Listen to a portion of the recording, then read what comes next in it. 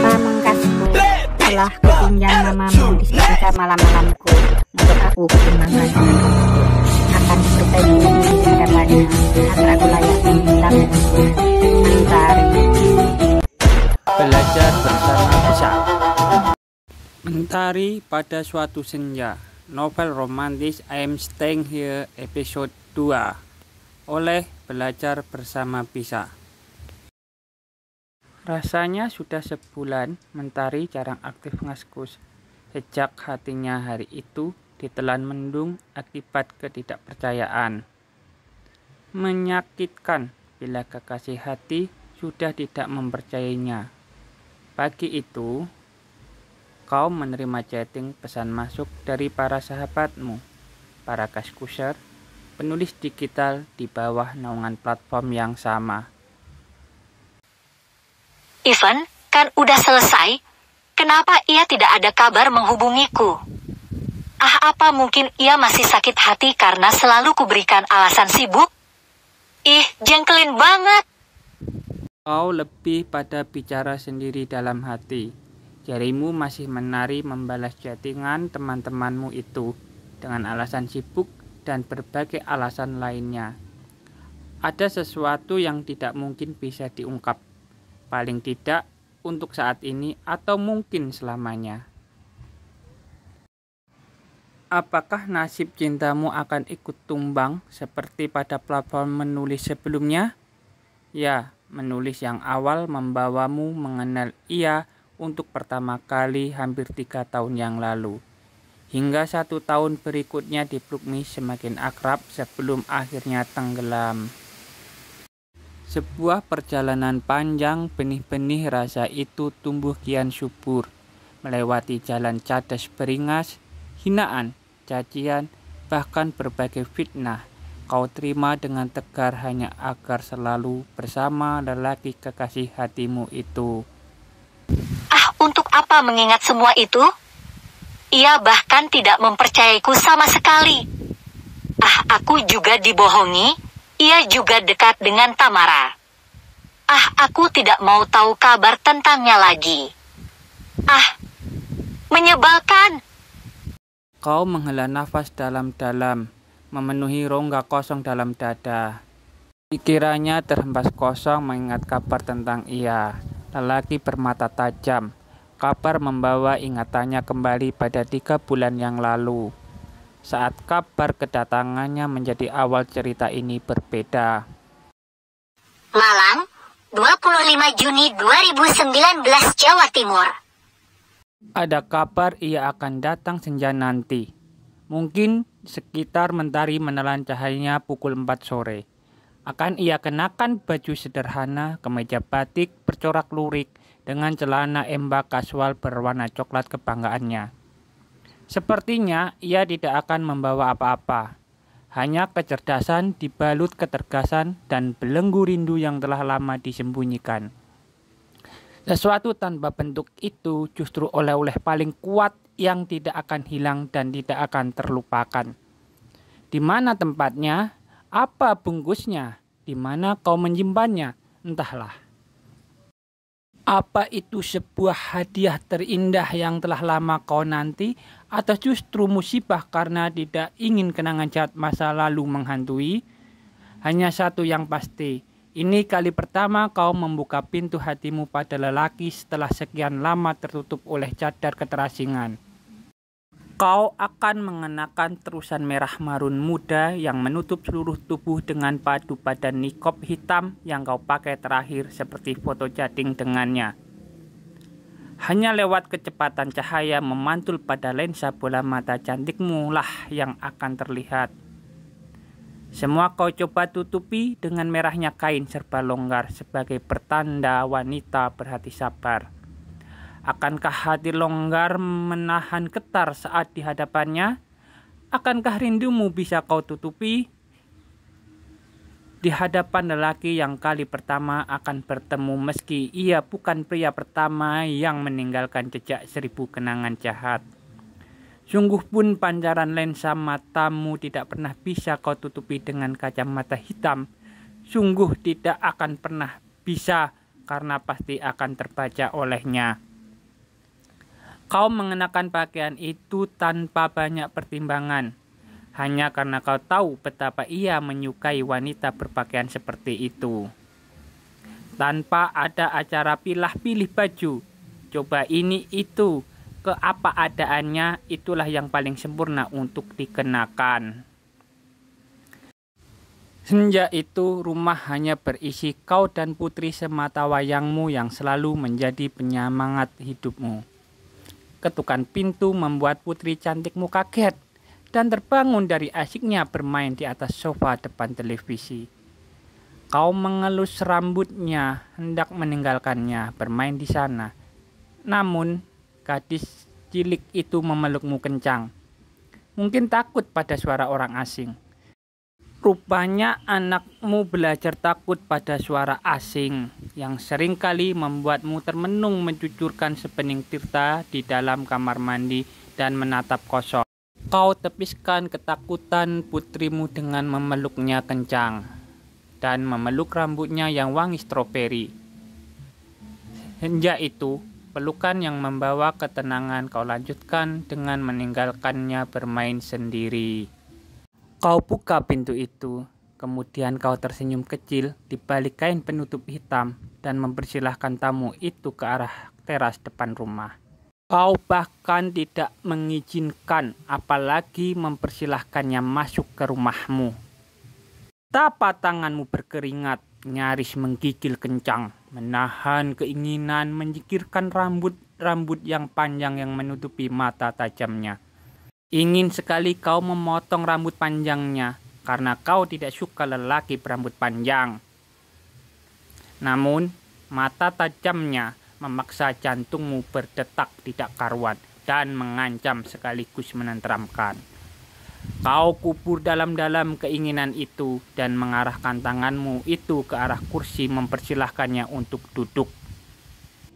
Ia duduk di kursi tamu teras depan rumahmu. Kau duduk di depannya sebelah kanan berjauhan sembari menatap aneh sesekali padanya. Tidak ada percakapan apa-apa. Semendadak angin semua hening membisu dengan lidah keluh. Entah itu karena menahan malu atau karena pertama bertemu, atau justru sudah merasa biasa meski hanya kenal lewat dunia maya. Apa kabarnya, Mas? Kau mulai membuka percakapan yang sungguh bukan basa-basi.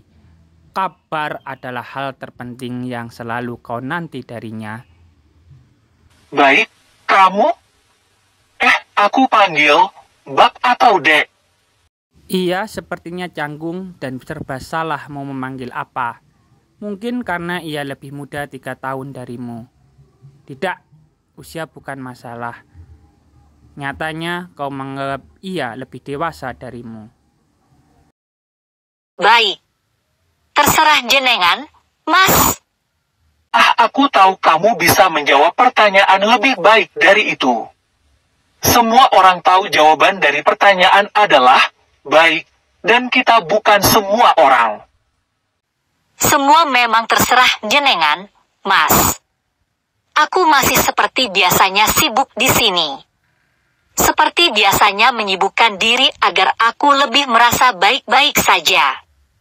Sibuk merawat bapak yang sakit dan mencari nafkah untuk anakku seperti biasanya. Kau melihatnya dalam mimpi, melihat wajahnya dalam kesepian dan keterasingan. Mungkin ia adalah teman jiwamu yang hilang, setengah dari dirimu saat ditetapkan. Seandainya memang benar seperti itu, tentu kau tidak akan perlu mengalami dilema berkepanjangan. Kenyataannya ia berpunya, membuatmu ragu melangkah, namun hatimu mulai terbelenggu rindu. Jatuh cinta dari dunia maya. Berawal dari dunia maya, kau mengenalnya lewat rangkaian aksara yang selalu mampu memporak-porandakan akal warasmu sekaligus membuatmu merasa terjaga. Kau dan dia mulai saling bercerita, berbagi rasa hingga sebuah dongeng indah itu tercipta tanpa sengaja. Pada suatu senja, di teras depan rumah, Udara bening tanpa warna di salah satu pedesaan Kabupaten Malang menjadi saksi pertemuan itu. Setelah putri sematawayangmu kembali ke dalam rumah, ia melanjutkan percakapan yang sempat tertunda. Aku menanyakan kabarmu, bukan bagaimana kamu mengalihkan perhatianku dengan putri cantikmu. Aku masih selalu mengingatmu saat malam hari, masih sering merinduimu. Aku masih membayangkan komentar-komentarmu lewat chatting yang sangat jujur pada saat aku menceritakan kisahku. Tapi, aku bahagia hidup bersama putriku, bersama bapakku yang selalu memberikan dukungan penuh saat aku terjatuh. Bapak yang kulit keningnya mulai keriput, tangannya menggigil namun hatinya setegar karang. Kau tidak mungkin menceritakan tentang suamimu yang dulu, menceritakan bagaimana kalian bercerai. Itu aib, sebuah aib yang tidak patut untuk dikisahkan. Baguslah. Maaf, aku terlalu banyak membeberkan informasi. Ia tersenyum. Kemudian di antara kalian tercipta keheningan itu. Keheningan yang terasa sangat kering hingga membakar kerongkongan. Kau berdiri segera masuk ke dalam rumah menuju ruang tengah mengambil tisu di atas meja.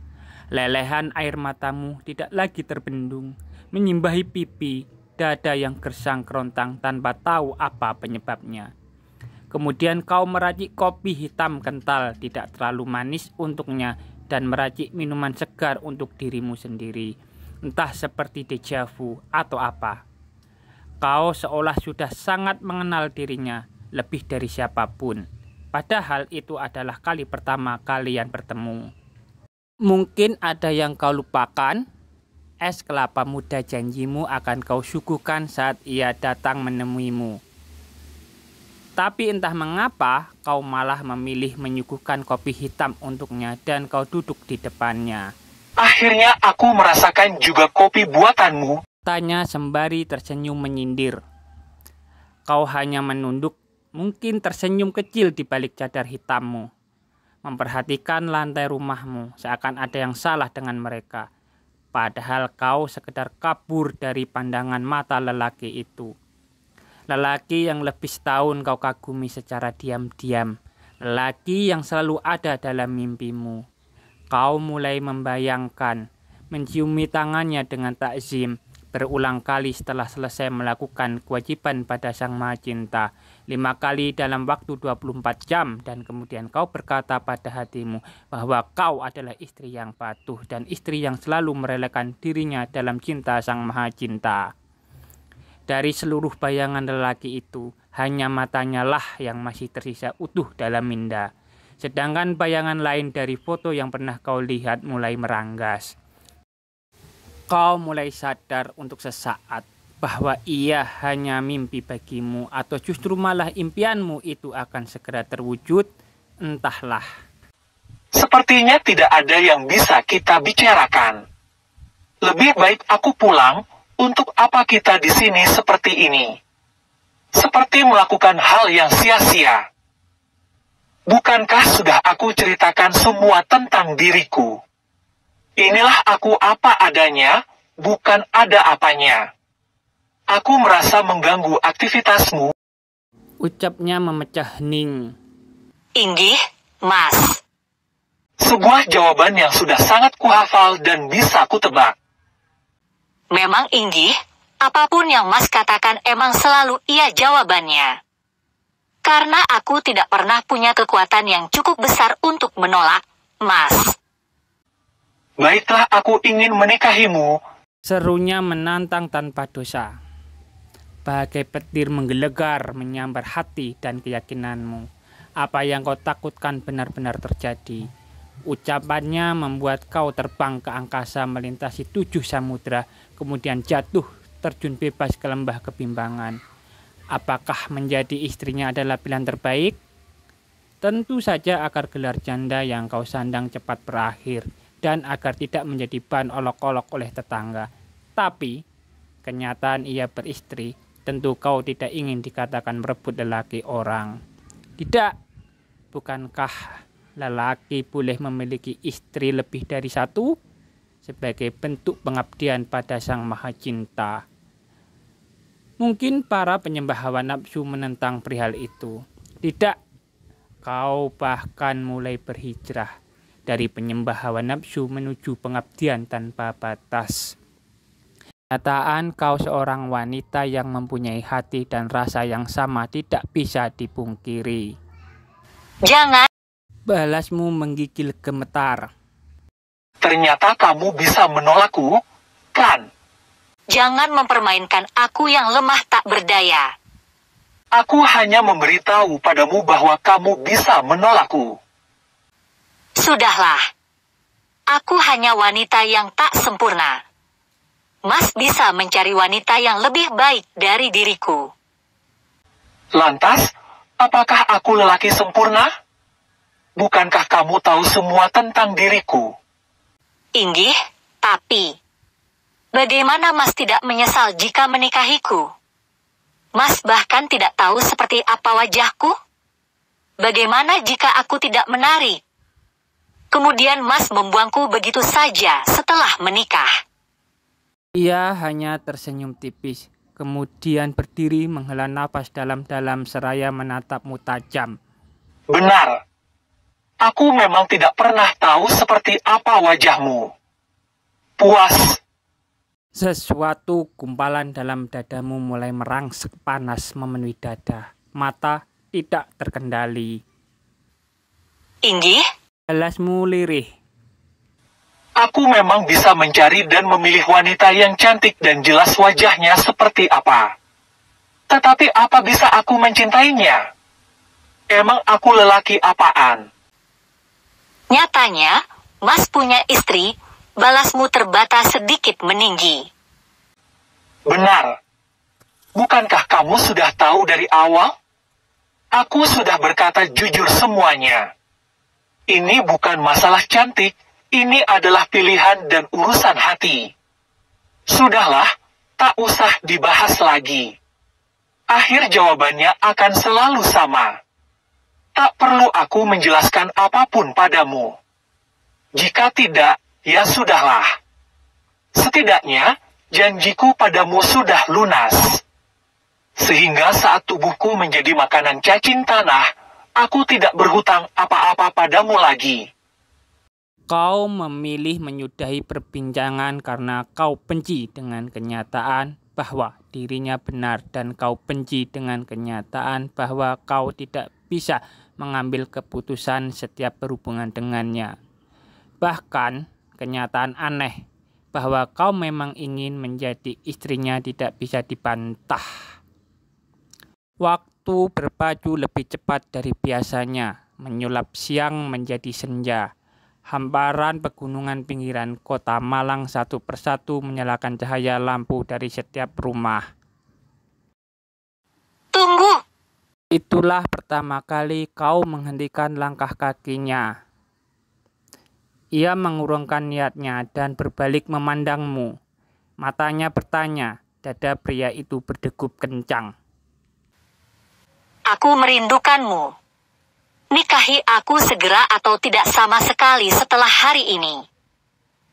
Sekuat hati kau berusaha mengungkapkan perasaan itu dengan tenggorokan tercekat.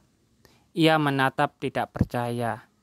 Kau segera berjalan mendekat, menatapnya tanpa berkata-kata, mengalirkan keyakinan. Semendadak semua hening selama beberapa saat. Kau menggigit bibir di balik cadarmu, berharap-harap cemas dalam hati. Itulah pertama kalinya dalam hidupmu terus terang mengungkapkan cinta pada lelaki di dunia nyata. Jantungmu berdebar kencang sekali. Kau sudah menapah-napahkan hati untuk siap menerima kemungkinan terburuk. Matanya memandangmu dengan tajam dan penuh harap.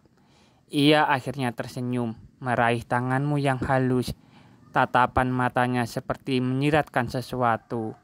Sesuatu yang sangat misterius sebelum akhirnya berkata, Baiklah. Ia berhenti sesaat. Aku memang harus menentukan pilihan. Kau segera menarik tanganmu dengan pandangan menepiskan ketakutan dalam hati. Antara takut dan bahagia perlahan menggerogoti hatimu. Apa kau siap risiko dari keputusan yang akan kita buat? Ada jurang nestapa, hinaan dan cacian yang siap menghadang. Aku milik Rabku, raga dan nyawa ini miliknya. Cintaku lillah karena Sang Maha Cinta. Baiklah, langit dan bumi menjadi saksi akan perkataanmu. Bila kau sudah siap, aku bisa apa?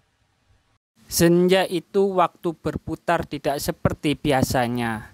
Terasa amat lambat dengan berjuta pertanyaan. Sedangkan jalan terjal penuh cadas beringas menggeringsing siap melontarkan cacian, hinaan dan fitnah. Apakah cinta mereka akan murni tanpa tersentuh pamrih? Atau akan hancur dalam neraka dunia? Next episode 3. Jangan lupa ikuti agar tidak ketinggalan cerita selanjutnya.